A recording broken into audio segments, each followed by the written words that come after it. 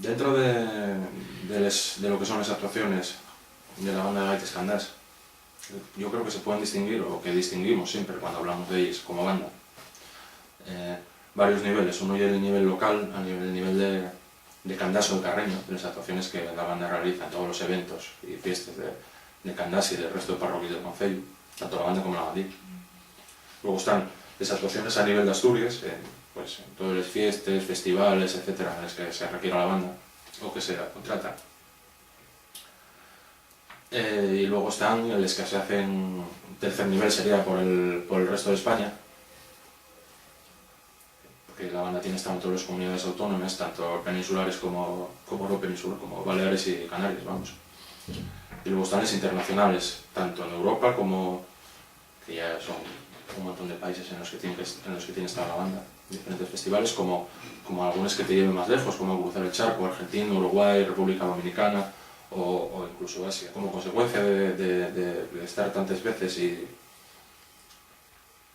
de lo que lleve Bretaña, yo creo, de la personalidad y la cultura que tiene ese país, pues yo creo que todos, o casi todos, o muchos de los miembros de la banda tenemos un cariño especial y un sentimiento especial hacia lo que lleve ese país, esa cultura, estamos un poco abretonados, ¿no? Si no en todos los casos, en la mayoría, por lo que me consta, en diferentes grados, claro. Y además, bueno, tenemos todos bastantes amigos en Bretaña, muy buenos en algunos casos. Voici donc la banda Gaites de Candás.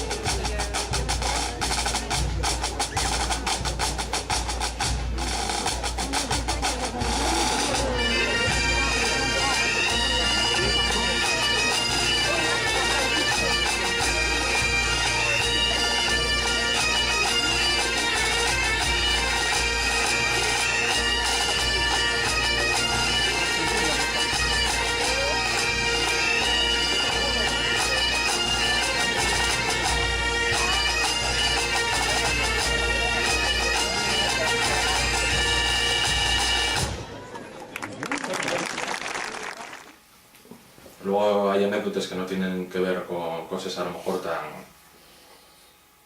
emotivas, pero que son curiosas, ¿no? Como por ejemplo en Palestina, ir desfilando y estar solapándose el sonido de la banda con el sonido de, yo no sé cómo se llama, la llamada a la oración desde los minaretes.